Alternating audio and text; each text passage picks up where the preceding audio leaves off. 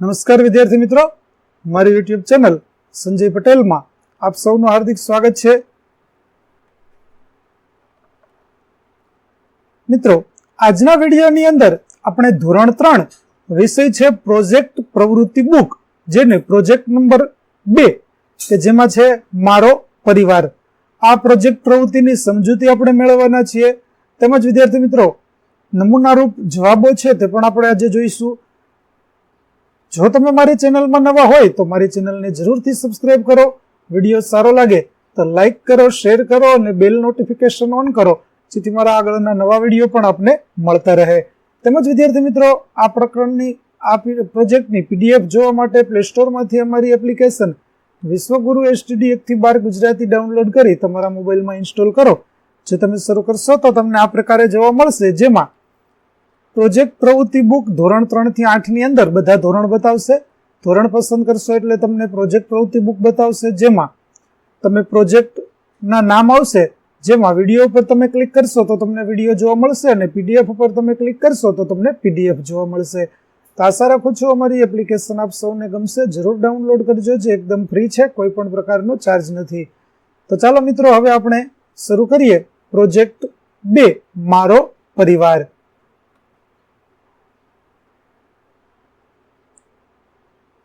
Project પ્રવૃત્તિ 2 મારો પરિવાર.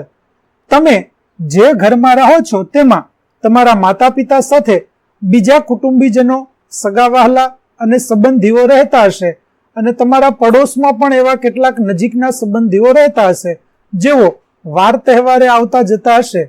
આ બધા કુટુંબીજનો સાથે તમારો અલગ અલગ સંબંધ હશે. અહીં આપેલ જગ્યામાં તમારા ઘરના અન્ય સગા સંબંધીઓના નામ લખી તેની સામે તેમની સાથેના સંબંધ લખો. તો વિદ્યાર્થી મિત્રો, અહીં આપણે ઘરના સભ્યો તેમજ તમારી નજીકમાં રહેતા તમારા સગા તેના નામ લખી અને તેના વિશે તમારા સાથે તમારો શું સંબંધ છે તેમની સાથે તે તમારે લખવાનું છે. તેઓ ક્યારે ક્યારે તમારી ઘરે આવે છે તેના વિશે પણ આપણે લખવાનું છે. તો ચાલો આપણે નમૂનારૂપ છે તે આપણે નામ જોઈએ. હવે વિદ્યાર્થી મિત્રો, અહીં હું જે નામ લખું છું એ નામ મેં નમૂના રૂપ લખેલા છે. તમારે તમારા સંબંધીઓના નામ લખવાના રહેશે. જેમ કે જુઓ, મહેશભાઈ છે તો તેની જગ્યાએ તમારે તમારા પિતાનું નામ લખવાનું છે, જે દરરોજ ઘરે આવતા હશે. ત્યાર પછી માલતીબેન, તો ત્યાં તમારે તમારા મમ્મીનું નામ લખવાનું છે, જે દરરોજ તમારા ઘરે આવતા હશે. ત્યાર પછી જીયાન, તો તમારે ભાઈ હોય તો તમારા ભાઈનું નામ ત્યાં લખવાનું છે, અથવા તો તે પણ દરરોજ આવશે. ત્યાર પછી રિયા, તો તમારી બહેન હોય તો બહેનનું નામ તમારે લખવાનું છે, તો તે પણ તમે અહીં લખી શકો, જે પણ તમારી ઘરે દરરોજ આવતા હશે. ત્યાર પછી તમારા કાકા અને કાકી હોય તો તેનું નામ પણ તમે લખી શકો. અહીં મેં નમૂનારૂપ નામો લખ્યા છે, તેની જગ્યાએ તમારે તમારા કાકા કાકીનું નામ લખવાનું છે. ત્યાર પછી માહિર, તો તે તમારો ભાઈ હોય તો તેનું નામ તમે લખી શકો છો. ત્યાર પછી તમારા દાદા, જો તમારે સાથે રહેતા હોય અથવા તો તમારી ઘરે આવતા હોય તો તમારા દાદાનું નામ તમારે લખવાનું છે. ત્યાર પછી દાદીનું નામ લખવાનું છે. ત્યાર પછી હવે આપણે ઘરના અન્ય સંબંધીઓ, ઘરના સભ્યો સિવાય અન્ય સગા જે આપણા કોઈ શહેરની અંદર અથવા તો વાર તહેવાર પર આપણા ઘરે આવતા હોય તો તેઓના નામ લખીએ, જેમાં તમે તમારા મામાનું નામ લખી શકો, મામીનું નામ લખી શકો, ફુવાનું નામ લખી શકો, ફઈનું નામ લખી શકો, માસાનું લખી શકો, માસીનું લખી શકો. આ સિવાય ઘણા બધા સંબંધીઓ છે તે આપણી ઘરે આવતા હોય છે, બહેન હોય છે, બનેવી હોય છે, તો તેના નામ પણ તમે અહીં લખી શકો. મામાનો દીકરો આવે તો તેનું નામ પણ લખી શકાય, અને તે લોકો ક્યારે તમારા ઘરે આવે છે આ પ્રકારે દરેકની નોંધ છે તે તમે કરી શકો. આ રીતે તમારે નોંધ કરવાની છે. પણ અહીં આપેલા નામો તમારે લખવાના નથી, કેમ કે આ તો મેં સમજૂતી માટે નામ લખેલા છે, એટલે આ નામો છે તે નમૂનારૂપ નામો છે. તમારે તમારા સંબંધીઓ અને તમારા કુટુંબના જે સભ્યો છે તેમના વિશે વિગતો લખવાની રહેશે. તો ચાલો વિદ્યાર્થી મિત્રો, હવે આપણે આગળ જઈએ. પ્રશ્નો જે આપેલા છે તેના વિશે માહિતી મેળવીએ.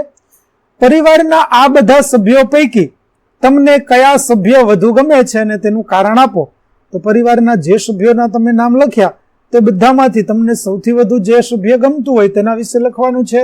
અહીં હું નમૂનારૂપ એક લખું છું, જેમ કે પરિવારના આ સભ્યો પૈકી મને મારી મમ્મી સૌથી વધારે ગમે છે, કારણ કે મારી મમ્મી મને ખૂબ જ પ્રેમ કરે છે. તે મને ક્યારેય ખીજાતી નથી, મારા માટે નવી નવી વસ્તુઓ લાવે છે, મને હંમેશા કંઈક નવું શીખવે છે, એટલા માટે મને મમ્મી વધુ ગમે છે. તો આ પ્રકારે તમને જે સભ્ય ગમતા હોય તેના વિશે તમારે લખવાનું છે અને તે શા માટે તમને ગમે છે તે પણ તમારે વિગતો લખવાની છે. ચાલો ત્યાર પછી બીજો પ્રશ્ન જોઈએ. તમારા મામાનું ગામ, તાલુકો અને જિલ્લો લખો. તો વિદ્યાર્થી મિત્રો, અહીં પણ હું નમૂનારૂપ જવાબ લખું છું. તમારે તમારા મામાનું ગામ જે હોય તે લખવાનું, તે કયા તાલુકાનું ગામ છે તે પણ લખવાનું છે અને તેનો જિલ્લો કયો છે તે પણ લખવાનું છે. તો જુઓ, અહીં મેં નમૂનારૂપ લખ્યું છે કે ભાઈ મામાનું ગામ છે આટકોટ, તેને તાલુકો જસદણ લાગે છે અને તેનો જિલ્લો થાય છે રાજકોટ. તો આ પ્રકારે તમારે મામાના ગામ વિશે વિગતો લખવાની છે. ચાલો હવે આગળનો પ્રશ્ન શું છે તે જોઈએ. તો આગળના પ્રશ્નમાં છે તમારા માસીનું ગામ, તાલુકો અને જિલ્લો લખો. જો તમારે માસી હોય તો તમારા માસી કયા ગામ છે, તેનો કયો તાલુકો થાય અને તેનો જિલ્લો કયો છે તે લખવાનું છે. જો માસી ન હોય તો તમે નમૂનારૂપ નામ પણ લખી શકો. જેમ કે હું અહીં નમૂનારૂપ નામ લખું છું કે ભાઈ માસીનું ગામ છે સનાળી, તાલુકો છે કુકાવાવ અને જિલ્લો છે અમરેલી. આ પ્રકારે તમે નમૂનારૂપ નામની જગ્યાએ તમારા જ્યાં માસી રહેતા હોય તે માસીના ગામ, તાલુકાનું લખશો. ત્યાર પછી તમારા પરિવારના સૌથી મોટા સભ્ય પાસેથી તમારા પૂર્વજોના નામ જાણો અને લખો. તો વિદ્યાર્થી મિત્રો, પૂર્વજો એટલે અહીં તમારે તમારા દાદા, તેના ભાઈ હોય તો તે વિશે આપણે વિગતો લખવાની છે. જુઓ, અહીં હું નમૂનારૂપ લખું છું કે મારા દાદાનું નામ ખીમજીભાઈ છે, દાદાના ભાઈનું નામ મૂળજીભાઈ છે, દાદાના પપ્પાનું નામ શામજીભાઈ હતું.